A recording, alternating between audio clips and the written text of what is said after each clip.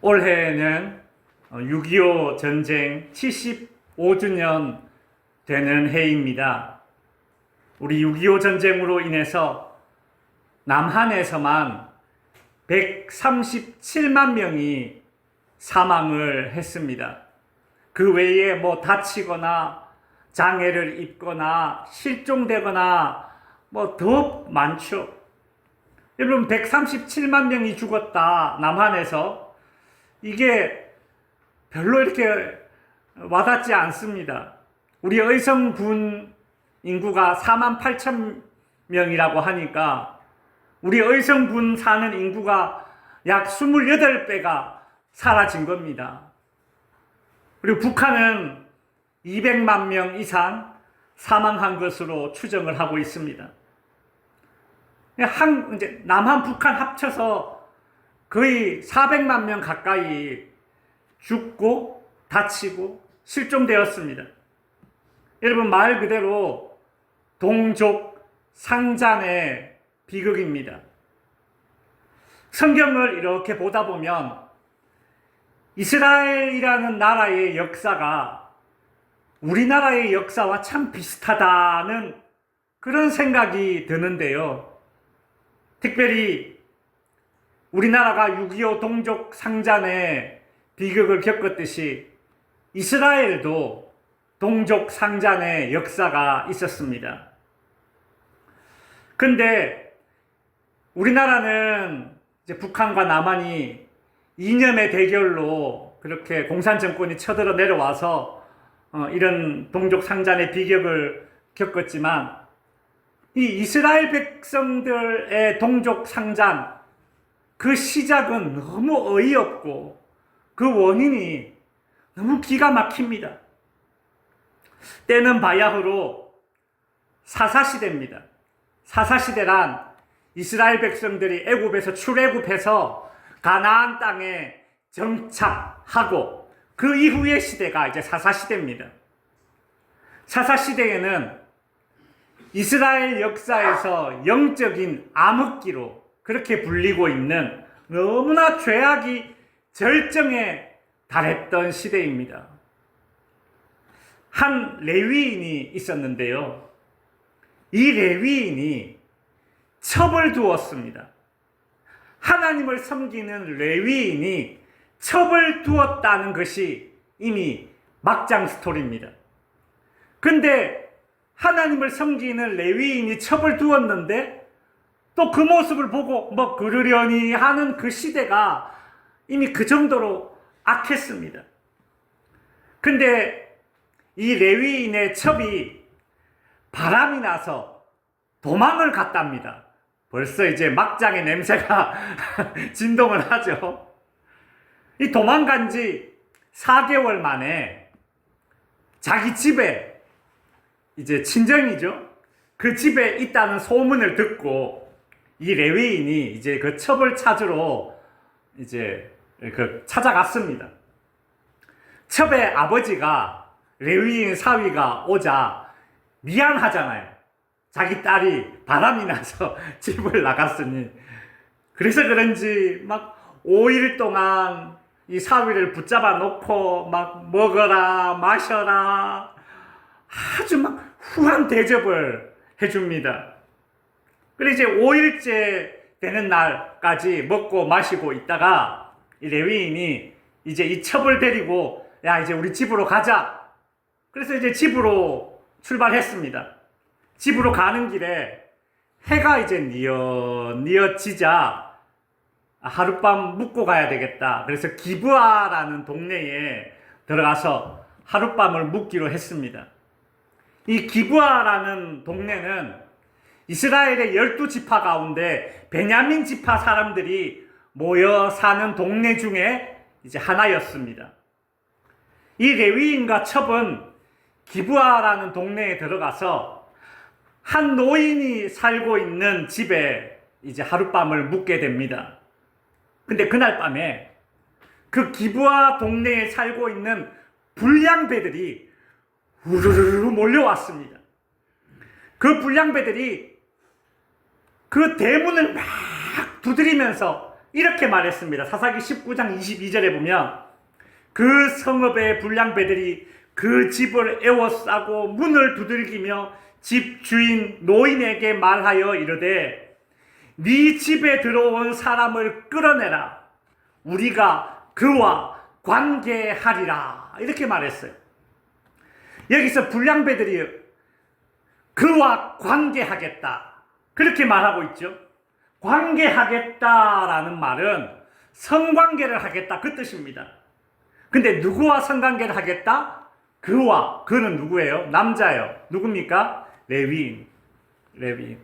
그러니까 이 기브아에 살고 있는 이 불량배들이 동성애자들이었던 겁니다. 동성애를 하겠다. 그러니 이 우리 동네에 새로 들어온 뉴페이스 레위인 우리에게 꺼내줘. 막 그렇게 막 때를 쓰고 있는 거예요. 여러분, 이 장면 어디에서 많이 본 장면 아닙니까? 우리 창세기 19장에 보면 소돔과 고모라 성이 멸망하기 전에, 그죠? 그 소돔과 고모라 성이라고 하면 그 죄악의 대명사 아닙니까? 그때에도 보면 이런 장면이 나오죠. 그죠? 동성애자들이 막 이렇게 이런 땡깡을 부리는 모습이 나오는데, 지금 딱 이 사사시대가 소돔과 고모라 성과 버금가는 그런 시대였다라는 거죠. 집 주인인 이 노인은 우리 집에 온 손님인데 그럴 수 없다. 불량배들에게 사정하며 말리고 있었는데, 그때 이 레위인이 여차하면 자기가 밖으로 끌려나가서 이건 불량배들 동성애자들한테 강간을 당할 판이거든요.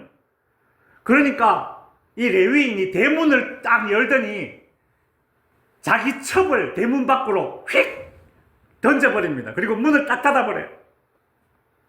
자기 살자고 불량배들에게 자기 첩을 넘긴 겁니다.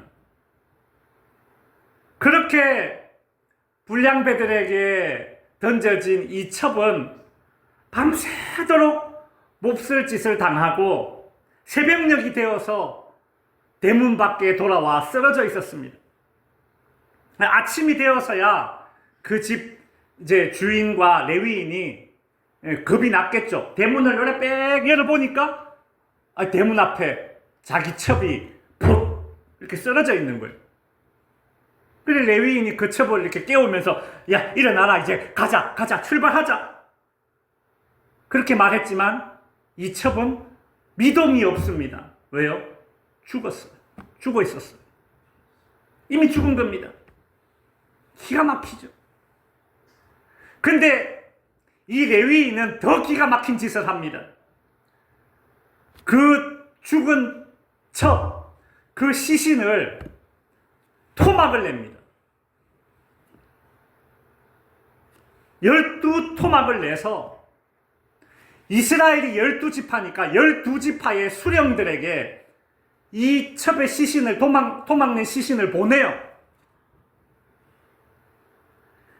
그 토막난 시신을 받아본 이스라엘 12지파의 수장들은 이 경악을 금치 못합니다. 아니 이게 도대체 어찌된 일이냐 이게. 이스라엘 역사상 이런 일이 없었는데 도대체 누가 이런 짓을 했단 말인가. 그 첩의 그 도망난 시신을 받아보고서는 다들 한결같이 하는 말이 이런 짓을 한 놈을 살려둬서는 안 된다. 그래서 각 이스라엘 지파에서 군인들이 막 모여드는 겁니다. 자그마치 40만 명이 몰려들었습니다. 그때 그렇게 몰려든 그 사람들에게 이 레위인이 이렇게 말합니다. 사사기 20장 4절에 보면 내가 내 첩과 더불어 베냐민에 속한 기브아에 유숙하러 갔더니 기브아 사람들이 나를 치러 일어나서 밤에 내가 묵고 있던 집을 에워싸고 나를 죽이려 하고 내 첩을 욕보여 그를 죽게 한지라. 이렇게 말했어요. 여러분 이 말에서 보면 가만히 보면 지금 이 레위인은 자신의 잘못은 싹 감추고 기브아 사람들이 했던 잘못만 이야기합니다. 자신이 레위인인데 레위인으로서 첩을 두면 안 되는데 근데 첩을 두었지 않습니까? 그리고 이 쳐들어온 불량배들이 동성애자들이었기 때문에 레위인 남자 자기를 찾아왔지만 자신이 욕보는 것이 싫어서 대문 밖으로 자기 첩을 떠밀어 넘겼다 이런 얘기는 하지도 않아요. 이 모든 일이 다 기브아에 있는 저 불량배들의 소행이다. 이제 그렇게 이야기하는 거죠. 여러분, 사람들은 보통 이런 식으로 이야기합니다. 그죠? 다 자기한테 유리한 쪽으로 이야기를 해요. 그래서 한 사람 얘기만 들어봐서는 안 된다라는 말이 있잖아요. 진짜 그렇죠. 이 레위인은 이렇게 이야기를 하고서는 자, 이런 악행을 저지른 이 기브아 사람들 이제 어떻게 할래?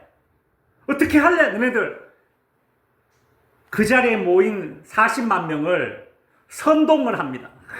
선동을 해요.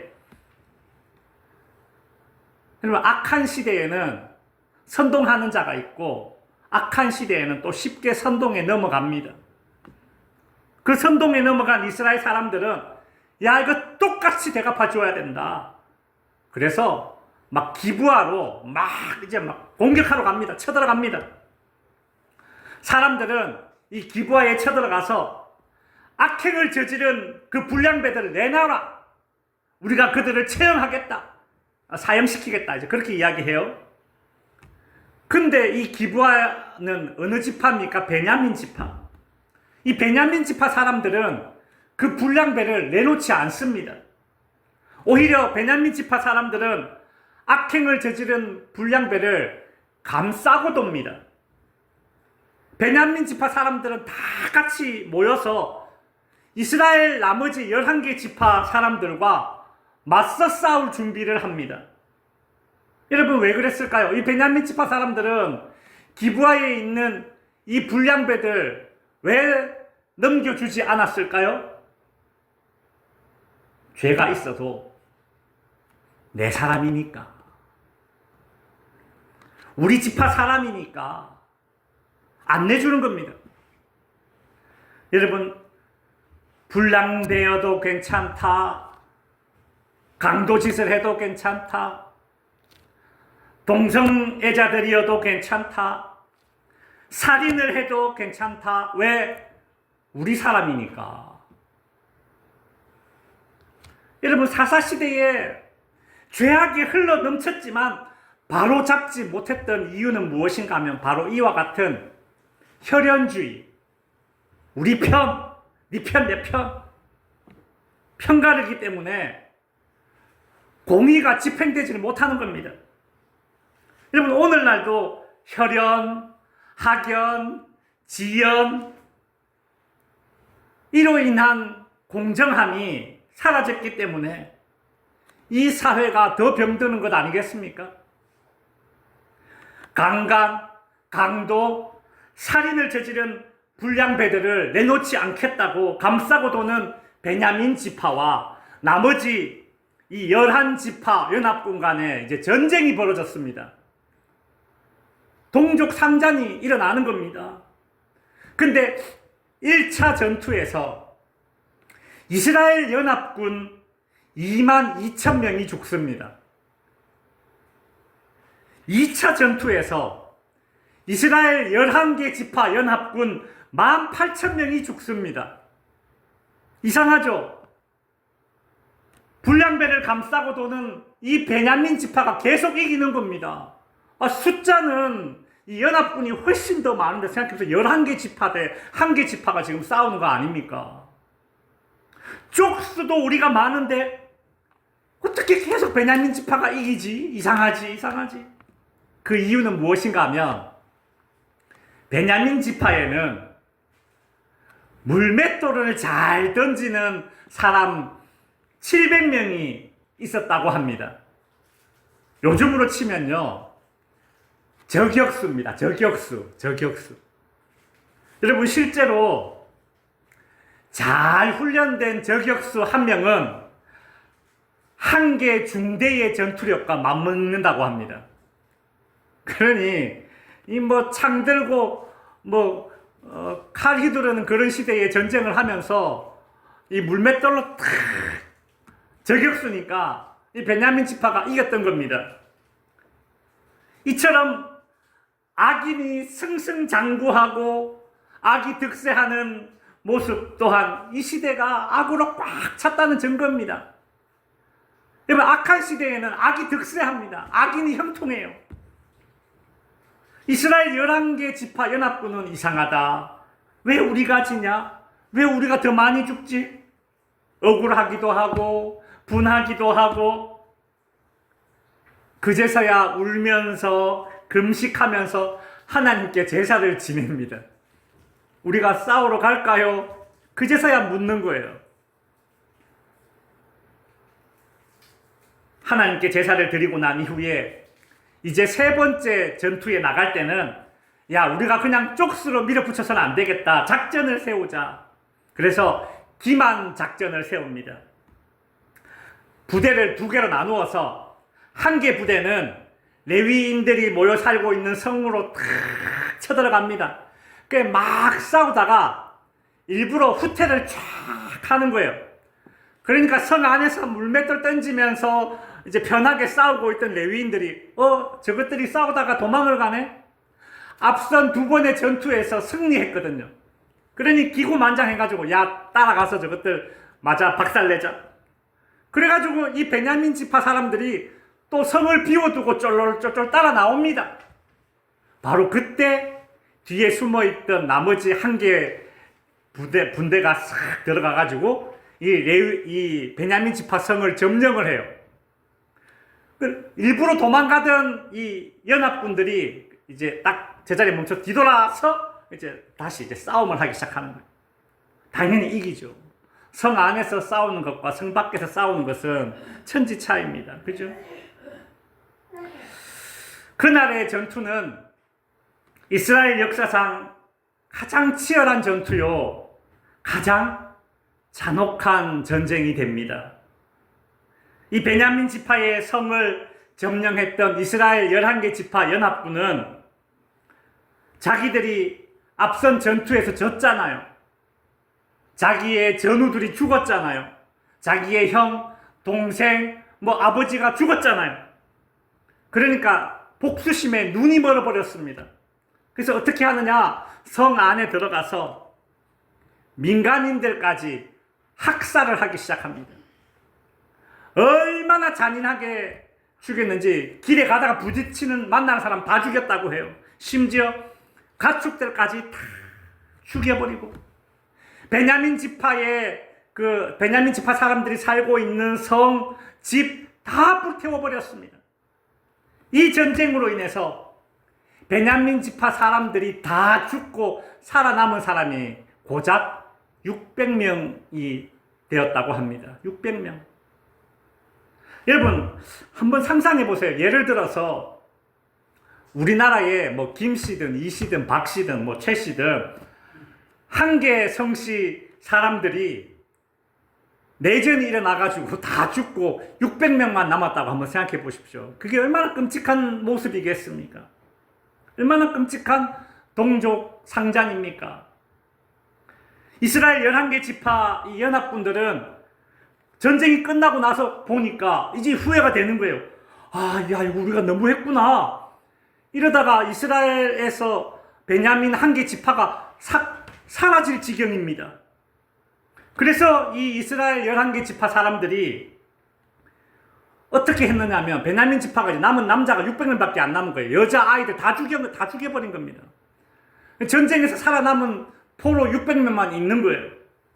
그러니까 이 베냐민 지파가 사라지면 안 된다. 이제 그제서야 그 생각이 들어서 어떻게 했느냐 하면 이 베냐민 지파와 전쟁을 하기 위해서 모여라 했는데 모이지 않은 사람들이 있었거든요.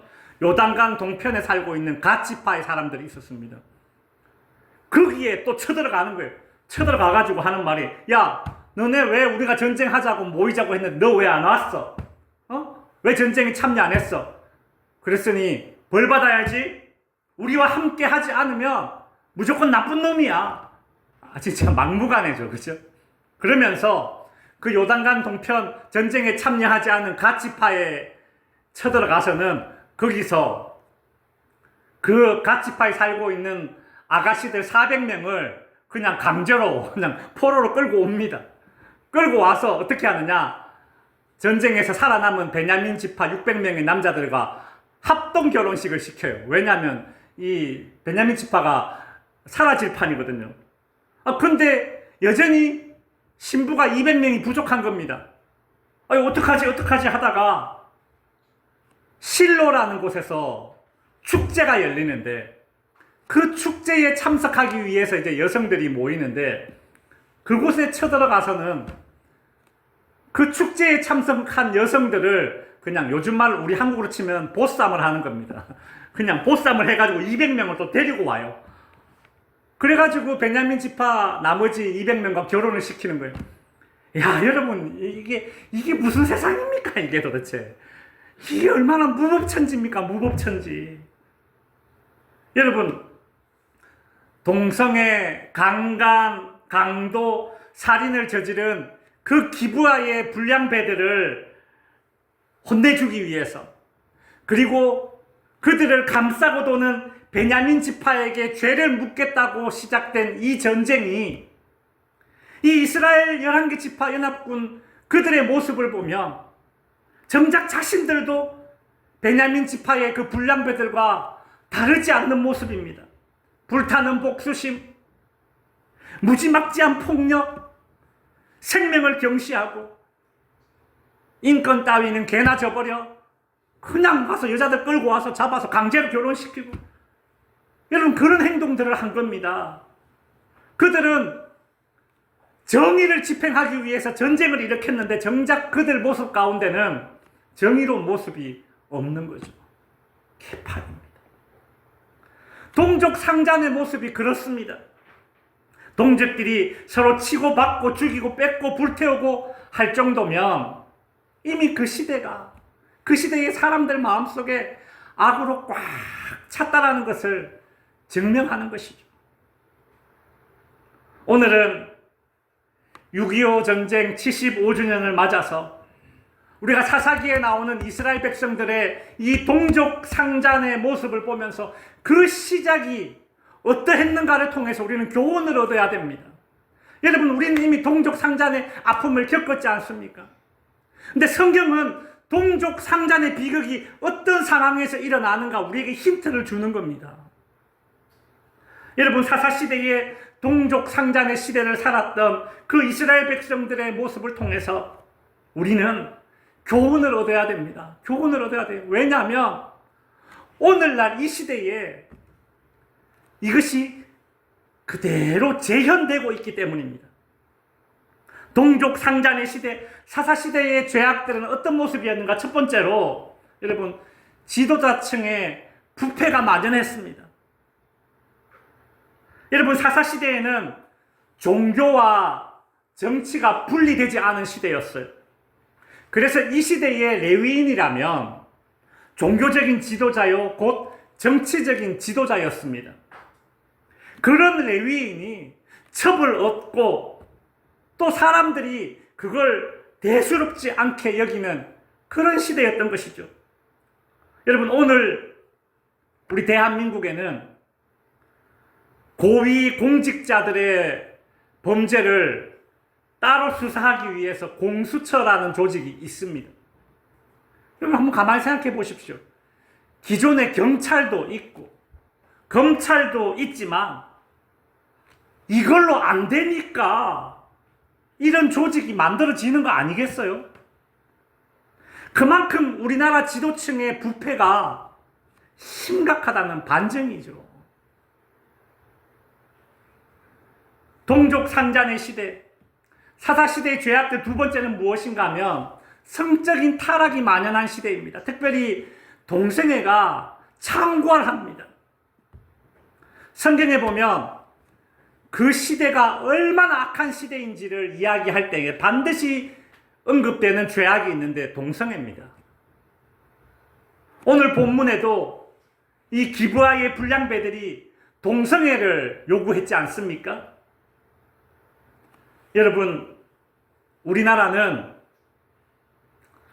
해마다 퀴어 축제라고 해서 동성애자들이 모여서 축제를 하고 있습니다. 사진을 보시면 올해는 6월 1일부터 시작해서 오늘입니다. 오늘 6월 22일까지 이 동성애자들의 축제가 계속됩니다. 오늘 이제 끝나겠네요. 여러분, 이 퀴어 축제, 동성애 축제에 어림잡아 15만 명의 동성애자들이 모인답니다. 이게 2000년대부터 시작되었습니다. 이제 벌써 26회째고요. 아시아에서 제일 큰 동성애 축제가 우리 대한민국에서 열리는 겁니다. 다음 사진 보시면 모여서 동성애자들이 저렇게 좋아하고, 야, 이제 우리 숨어서 동성애 할 필요 없어. 우리 당당해야 돼. 야, 동성애가 뭐가 부끄러운데 이게 죄야? 우리 당당해. 막 그렇게 이야기하면서 이제 활개를 칩니다. 왜냐하면 이 동성애자들을 지지하는 세력들이 있기 때문이에요. 다음 사진 보시면 동성애를 지지하는 정치인이 있습니다. 많이 보신 분이죠? 동성애를 지지하는 종교인들도 있습니다. 다음 사진 보시면 스님들. 어떤 스님들은 동성애를 또 지지하죠. 또 다음 사진 보시면 어떤 신부님은 또 동성애를 지지합니다. 또 다음 사진 보시면 어떤 목사님들은 또 동성애를 지지합니다.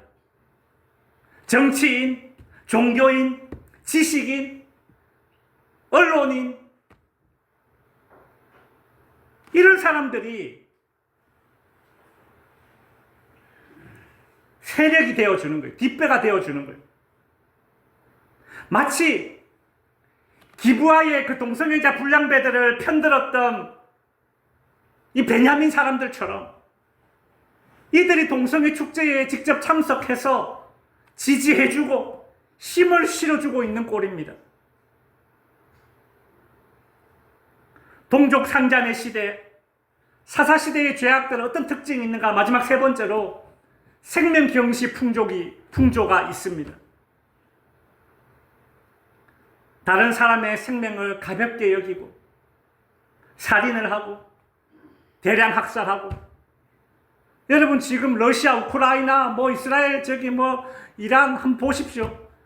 복수의 복수 하면서 점점 더 잔인한 그런 대량 학살로 발전되는 겁니다. 다른 사람의 생명을 가볍게 여기면 살인을 하고 학살을 하고, 이것이 집단적으로 나아가서 이제 막 인종 청소까지도 하는 그런 비극을 낳죠.